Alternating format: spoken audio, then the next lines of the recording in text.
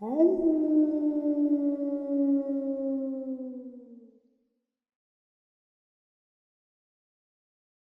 Warmbier tragically lost his life after being imprisoned in North Korea for allegedly taking a poster. What many of us would consider to be a high school prank, North Korea considered a malicious act. But did Otto even do this in the first place? Or was he just used as a pawn by one of the most dangerous countries in the world?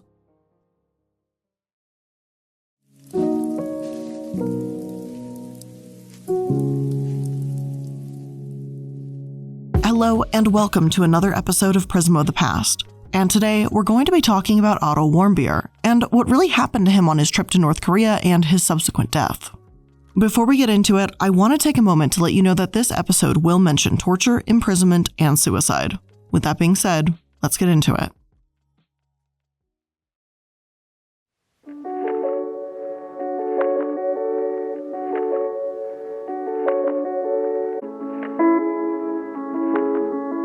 Before we talk about Otto, let's briefly touch upon North Korea and their history of detainment.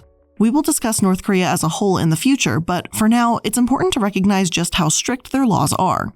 History.com describes what life was like after the Korean War for North Koreans and explains that the state assumed control over everything. The economy, the media, travel, as well as political and economic operations. They became entirely isolated with almost an entirely Korean population, save for a few Chinese implants.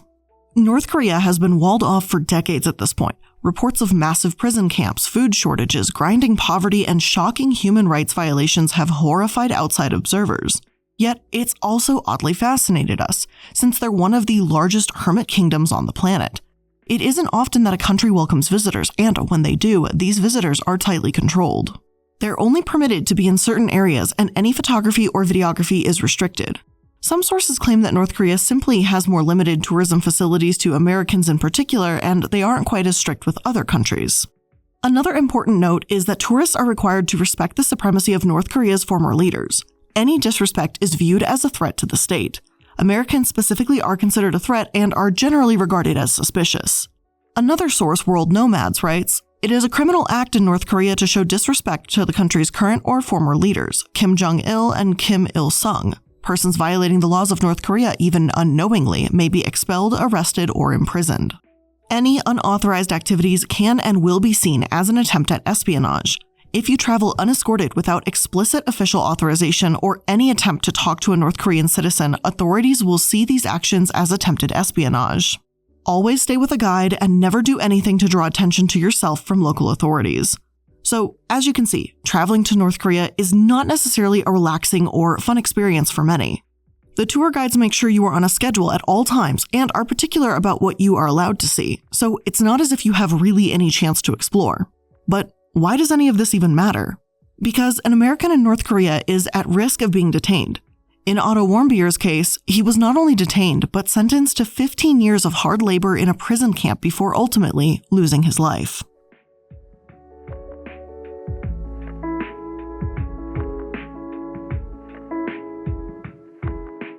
Otto Warmbier lived an idyllic lifestyle in the suburbs of a city called Wyoming in Ohio, not to get it confused with the state.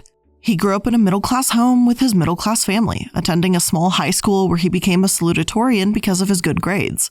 He was also a varsity soccer star, homecoming king, and prom king, and his friends remember him as being kind-hearted and funny. While studying at the University of Virginia, hoping to become an investment banker, Otto planned on doing a semester abroad in Hong Kong. After already having traveled all over the world to Israel, Ecuador, and Cuba, Otto's next destination was North Korea. Otto booked a tour through the tour agency called Young Pioneers Tours, whose slogan is "Destinations your mother would rather you stay away from." Young Pioneers Tours will be important later, but for right now, all you need to know is that they facilitated a trip to North Korea, their main touring destination. The Yanggakdo Hotel in Pyongyang, where Otto was staying, was said to have a forbidden fifth floor, or a staff floor. The floor was filled with propaganda slogans, and the hotel's surveillance center is located there. Other sources say that this is the second floor, not the fifth, but the point is that it's a staff-only floor. One documentary states that tourists are typically just scolded, admonished, and sent away if they're caught wandering around the floor. However, at about 2 a.m. on New Year's Day 2016, the security footage picked up someone stealing one of the propaganda posters, Otto Warmbier. The very next day, Otto was arrested. Danny Grattan, a British man that was Otto's roommate on the trip, witnessed North Korean security officers arresting Otto at the airport. He was tapped on the shoulder by a guard, Grattan said. No words were spoken. We got on and I sort of laughed. We might not see you again. Of course, I didn't realize the irony of them words. At the time, North Korea's official KCNA news agency said that Warmbier was caught committing a hostile act against the state, which it said was tolerated and manipulated by the U.S. government. Charlotte Guthridge, a tour leader at Young Pioneers Tours and the only outside witness to Warmbier's detention, said the 21-year-old University of Virginia student was not with other tourists when the events that appear to have prompted his arrest occurred. What happened at the hotel, and my belief is that Otto kept it to himself out of hope it might go unnoticed, Guthridge told Reuters. Guthridge and colleagues at Young Pioneer Tours declined to share further details of exactly what had taken place, citing the safety of their client. People didn't know what had happened at that point. The U.S. State Department themselves didn't even know what was happening. But once it was revealed that Otto was just being accused of stealing a poster, surely this would go away soon, right? Unfortunately, that was not the case. Robert King, an employee at the State Department, got word of what happened on January 2nd and met with the Warmbier family. He warned them to expect a marathon, not a sprint, when it came to getting their son back. The Warmbiers were upset that they couldn't take more immediate action to help their son, but King had no leverage over Pyongyang. The country didn't even have a formal diplomatic relationship. Instead, the Swedish ambassador stands in as Washington's liaison for American citizens, so all King could do was wait for weeks while the Swedes' emails and calls were stonewalled. In late February 2016, Warmbier appeared in a video released by North Korean state news agencies asking for forgiveness. He admitted to the crime of stealing a poster. His emotional confession is difficult to watch, especially because we can't know if this was done under duress or out of complete desperation to be released. Warmbier said, I committed the crime of taking down a political slogan from the staff holding area of the Yanggakdo International Hotel. I apologize to each and every one of the millions of Korean people, and I beg that you see how I was used and manipulated, he said. My reward for my crime was so much smaller than the rewards that the Z Society and the Friendship United Methodist Church get from the United States administration. I never should have allowed myself to be lured by the United States administration to commit a crime in this country. I wish that the United States administration never manipulate people like myself in the future to commit crimes against foreign countries. I entirely beg of you, the people and government of the DPRK, for your forgiveness. Please, I have made the worst mistake of my life. According to CNN, Warmbier's parents have asked the North Korean government to accept his apology and consider his youth and make an important humanitarian gesture by allowing him to return to his loved ones. Yet, things already were not adding up behind the scenes. A North Korean official said that Warmbier was accused of meeting with a member of the Friendship United Methodist Church in Wyoming, Ohio, a small suburb of Cincinnati. There, the church members said that they would allegedly give Warmbier $10,000 if he could, quote, take an important political slogan from North Korea in order to weaken the ideological unity and motivation of the North Koreans, end quote. As North Korea is an anti-Christian communist state, I can see why Christian ideology would conflict with them, but how would stealing a poster accomplish $10,000 worth of weakening their ideals? It sure seems easy enough to print another, right? The logic there is already incredibly suspicious, and we'll get more into the flaws of this case later on. I don't want to pause too much, but needless to say, the North Koreans were building a strange case against Warmbier. They also alleged that he met with the Z Society, a secret philanthropic society at the University of Virginia that had links to the CIA, apparently. A member of the Z Society said that the group never actually had contact with Warmbier nor the CIA, but they just sought to anonymously recognize students who contribute positively to the university. Unfortunately, things will get much worse at a much faster rate. As I said, things are going to degrade pretty quickly from here on out, so this is where I'm going to place the sponsor for today's episode because it's not going to get much better after this ad break. You have been warned. So right now we're still going through the holiday season, and if you're looking for ways to skip the trip to the post office and dodge all of the hectic holiday shopping traffic, then why not save some time and money with Stamps.com? Stamps.com lets you compare rates, print labels, and access exclusive discounts on UPS and USPS services all year long. And it just makes sense, especially if your business sends more packages or mail during the holiday season. I know I've been using Stamps.com for Knox Investa, the candle company. And they've been just really easy to work with throughout the entire process, easy to get the candle shipments weighed and ready to go. So whether you're selling online, running an office, or a side hustle, Stamps.com can save you so much time, money, and stress during the holidays. Going to the post office instead of using stamps.com is kind of like taking the stairs instead of using the elevator. And especially during this busy holiday season, take the elevator. Save time and money this holiday season with stamps.com. Sign up with promo code PRISM for a special offer that includes a 4-week trial, free postage, and a digital scale. No long-term contracts or commitments. Just go to stamps.com, click on the microphone at the top of the page, and enter code PRISM. This episode is also sponsored by Felix Gray Glasses, the blue light glasses that started it all. 5 years ago, Felix Gray realized that we need to set out to create an eyewear that would improve daily screen time. Since then, Felix Gray has been on a mission to create a better relationship with technology. Felix Gray lenses filter 15% more of the most important blue light. So it doesn't matter if you're heading back to the office, back to school, or back to whatever. You can count on Felix Gray. I had them send me a pair of Volta frames in the color black. I think there's a tortoiseshell color in black. I was just vibing with the black. It was giving me energy that I needed. And honestly, it's been incredibly easy. They're super comfortable and they arrived very quickly. They have a lot of different variations with their frames as well too. They have wider and narrower frames. They even have adjustments for the bridge of your nose too, which is also really cool. And they also have non-prescription and prescription available. So if you want to check them out, make sure you go to felixgrayglasses.com/prism. That's FELIXGRAY glasses.com/prism. Free shipping, free returns, free exchanges. felixgrayglasses.com/prism.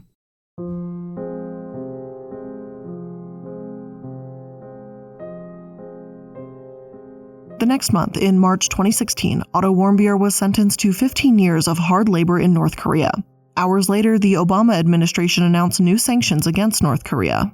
Officials stated that this was the result of a new United Nations Security Council resolution and consistent with their commitment to apply sustained pressure on the North Korean regime.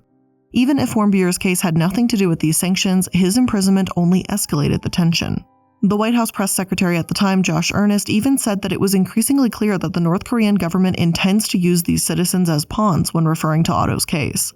Phil Robertson, the deputy Asia director for Human Rights Watch, said that the punishment of 15 years of hard labor for a college-style prank was outrageous and shocking.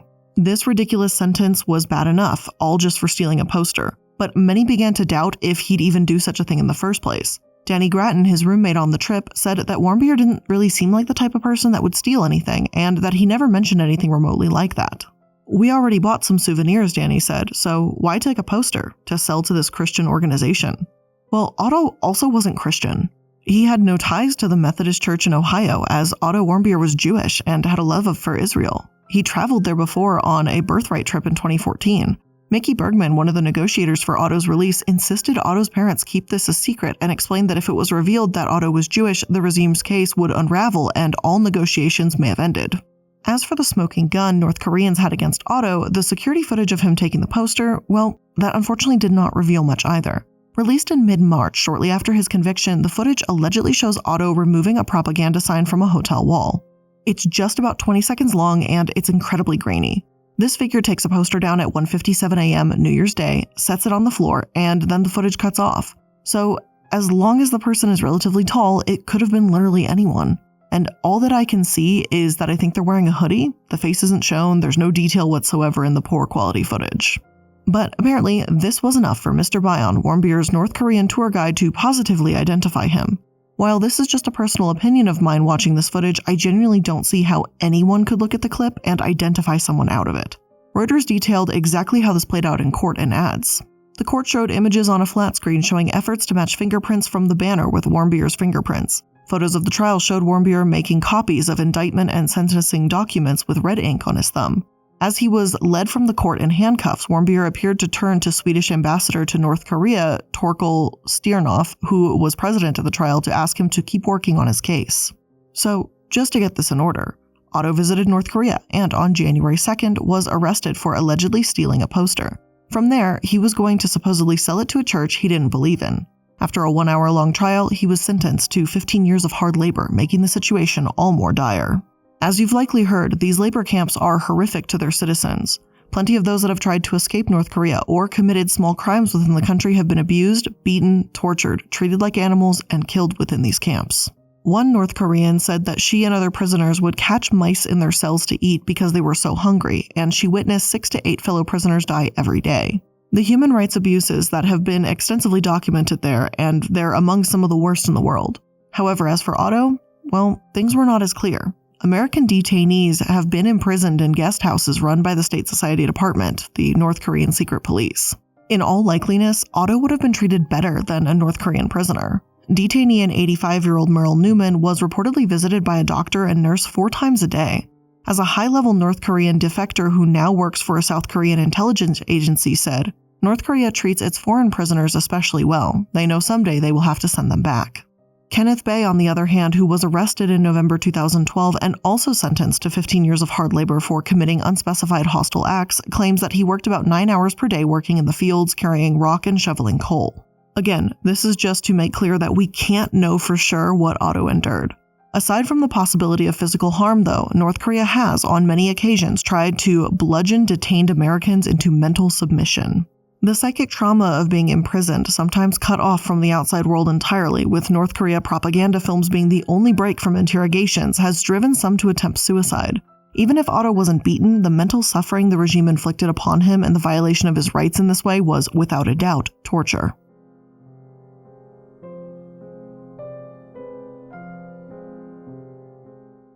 Timelines about Otto go silent for nearly a year after he was convicted. This isn't to say that the Obama administration did absolutely nothing during this time period, as the situation posed some unique challenges. A former Obama advisor said the administration had no higher priority than securing the release of those detained overseas. Another one of my sources writes that Bill Richardson, the governor of New Mexico and ambassador to the UN, or Mickey Bergman, his senior advisor, would travel every few weeks to the New York Channel. This is the name of the North Korean representatives at the United Nations headquarters in Manhattan. They often serve as unofficial go-betweeners for Washington and Pyongyang.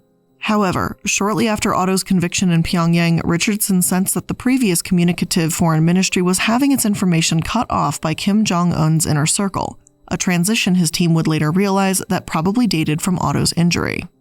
They made it clear they would only convey our offers, Richardson recalled. They were not decision-makers at all. Richardson and Bergman negotiated a visit to Pyongyang, and in September, Bergman achieved the first face-to-face meeting there with North Korean representatives in nearly 2 years. Supposedly, Bergman left with the impression that both sides were considering ways that Otto could be released, but they wanted to wait for an outcome to the presidential campaign first. Then, when Trump won, they saw an opportunity to free Otto at the beginning of the term in a similar way to how American hostages in Iran were released at the start of Ronald Reagan's term. Yet, Trump did not answer them. Bergman and Richardson did not receive a no from North Korea, which is a very good sign, but that was all they had. The challenge that we had is that we could not get Donald Trump, Bergman said. We tried to go through Giuliani, Pence, Ivanka, nothing during the transition. I'm assuming they were in chaos over there. I don't think it ever crossed his desk because I think he would have actually liked it. I'm not going to speculate if this idea actually did get through to Trump or not, but it's definitely upsetting that Bergman couldn't even get through to anybody there. They finally had an idea, a plan to rescue Otto, and they couldn't even implement it. After all, the case really began moving after the inauguration in February 2017. Around this time, newly appointed Secretary of State Rex Tillerson briefed Trump on the Warmbier situation, and the effort to release him began anew. In May, Fred and Cindy Warmbier, Otto's parents, appeared on Fox and Friends to speak about the updates on the situation. According to Fred, he'd been urged to keep quiet during the Obama administration, and the new attitude of Trump brought them hope. You're doing a great job, Cindy Warmbier said, directly addressing President Trump, who was known to watch the program. Thank you for putting attention on something that needs to be addressed. She added, we think this would be a great goodwill gesture and a good start of dialogue to release Otto now. Until he comes home, the last memory the Warmbiers have of Otto is watching their son tearfully deliver a coerced confession on North Korean state television. When I see the picture of Otto going on TV with that confession, that's not the image I have of my son in my heart, Fred Warmbier said. The image I have of my son is playing soccer 3 short years ago in high school. However, Otto's parents haven't always appreciated Trump's handling of the situation. At one point, Cindy called Trump's administration diplomacy with dictator Kim Jong-un a charade and said that unless we keep the pressure on North Korea, they're not going to change. According to ABC News, once State Department Special Representative Joseph Yoon met with the Democratic People's Republic of Korea UN Mission Ambassador Pak, it was in early June 2017. It was about this time that Yoon learned that Otto had suffered brain damage, and after consulting Trump, Tillerson instructed Yoon to travel to North Korea to bring Otto back. On June 12th, North Korean officials met the American delegation in Pyongyang, and Joseph Yoon, as well as 2 doctors, were able to visit Otto. This was the first time they were able to confirm his status since sentencing. The next day, on June 13th, he was evacuated and brought to the University of Cincinnati Medical Center by ambulance. Some have even speculated that one of the reasons Otto was able to come home at all is because of Dennis Rodman, a former professional basketball player who has relationships with Kim Jong-un as well as Trump, and he was visiting North Korea at the time. Frankly, it just seems incredible that Otto at last was home. His father praised the Trump administration, and according to one source, the results speak for themselves, Mr. Warmbier said when asked whether the Obama administration had done enough. He said President Trump had called him on Wednesday night and told him, "We worked hard, and I'm sorry this is the outcome." As for the latter part of his statement, Otto's condition was dire. He was in a coma, a state of unresponsive wakefulness. His eyes may have been open, but he couldn't make any voluntary movements, and Otto wasn't aware of his surroundings, according to the New York Times. The specifics of Mr. Warmbier's condition were not known. His family was told that he had contracted botulism and had been given a sleeping pill, causing him to slip into a coma, according to the people briefed on the situation, who insisted on anonymity to discuss the highly sensitive matter. But American officials suspect the condition is the result of his treatment at North Korean hands, given the record of the brutal treatment of past prisoners there. Some, understandably so, believed that Otto had been tortured. Days later, on June 19th, Warmbier passed away at the age of 22, surrounded by his family.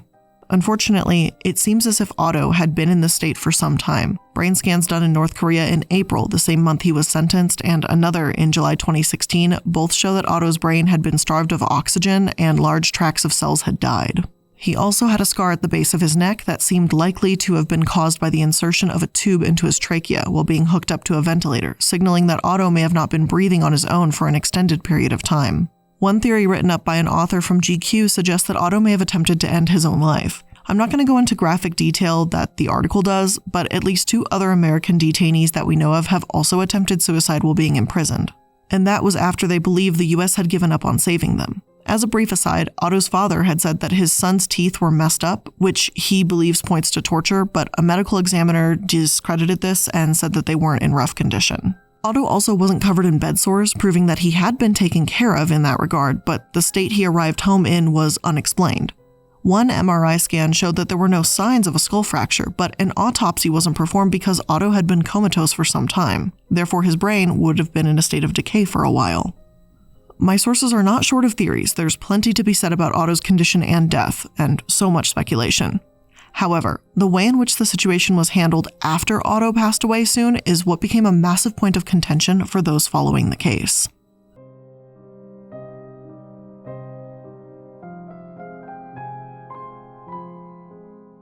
After Otto's death, Trump took to defending Kim Jong-un, stating that he didn't believe the North Korean dictator was aware of Otto's ordeal. According to the BBC, Trump said, "He tells me he didn't know about it, and I will take him at his word."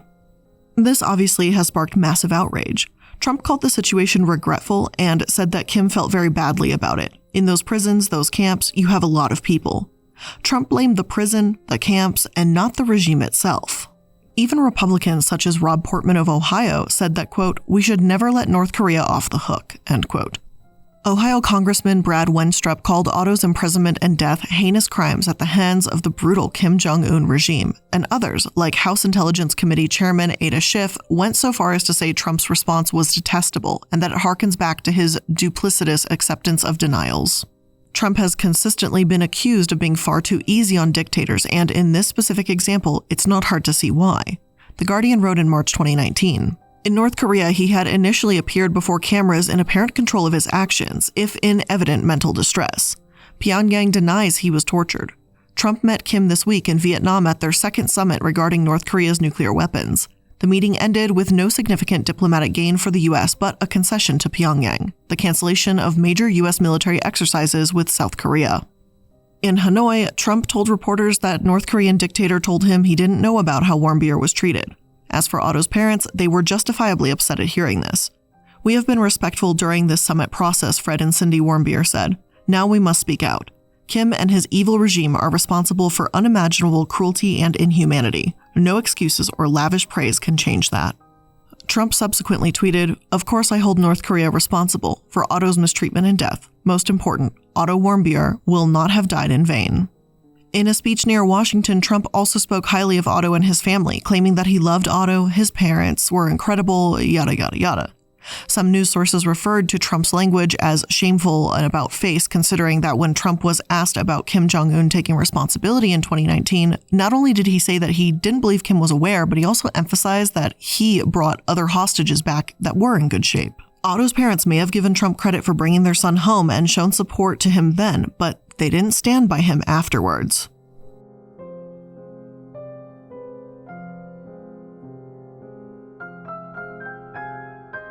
So why did this happen? Why was Otto sentenced to 15 years of hard labor for allegedly taking a poster? Well, that answer, much like this whole situation, is complicated and essentially a mystery. North Korea has a long history of detaining foreigners and has used jailed Americans in the past as political pawns, extracting high-profile visits from the United States to secure their release. CNN wrote that only days after Otto's arrest, they claimed to test their first ever H-bomb.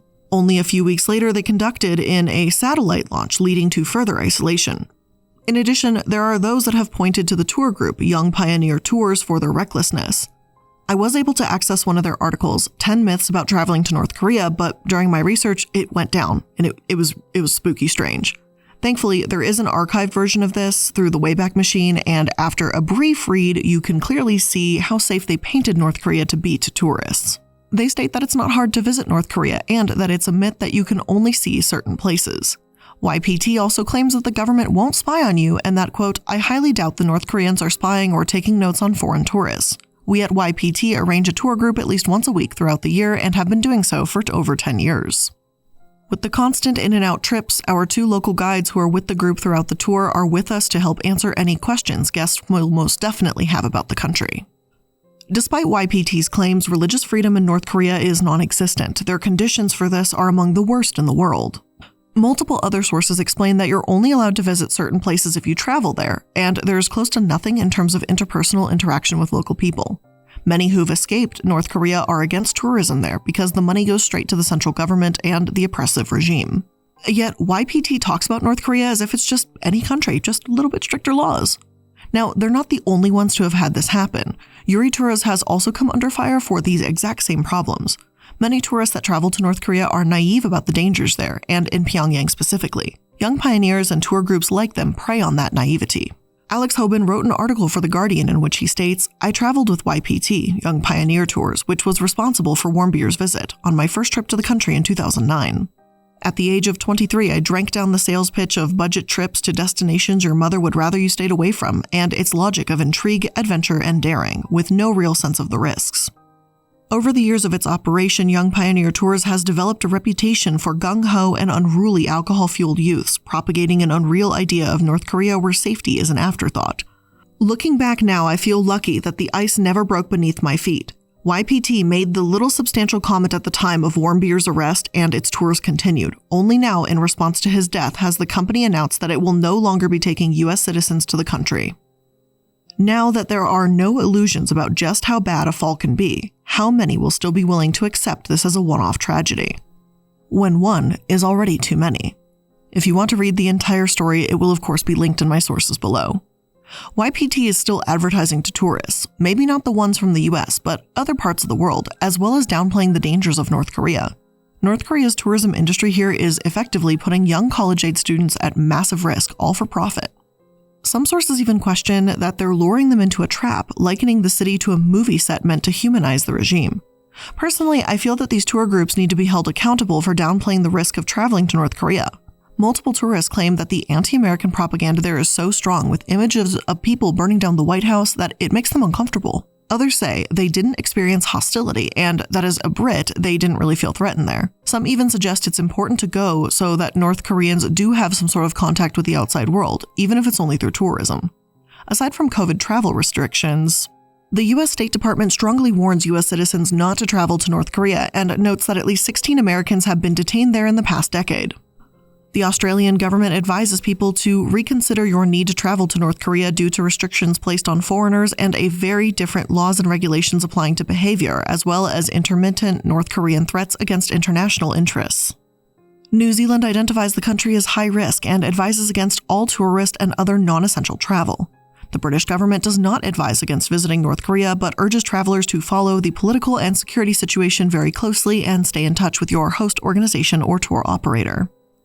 Ultimately, traveling to North Korea is still a risk, and personally, it's not one that I think is worth it. With all of that being said, that's where I'm ending today's episode. Otto's case is something that throughout the years I've been watching, and more closely than I think I would like to admit. I was morbidly curious and always afraid. I wanted to know, and I was hopeful that he would come home alive. In 2019, when he did come home and ultimately died, it was something that really broke my heart for a reason that I can't fully explain. I get it, he shouldn't have gone to North Korea, and he wanted the sense of adventure, and he adventured a little too far.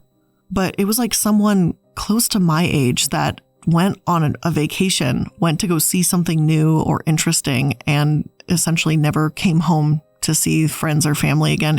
I don't know why it struck something with me, but the case has always fascinated me.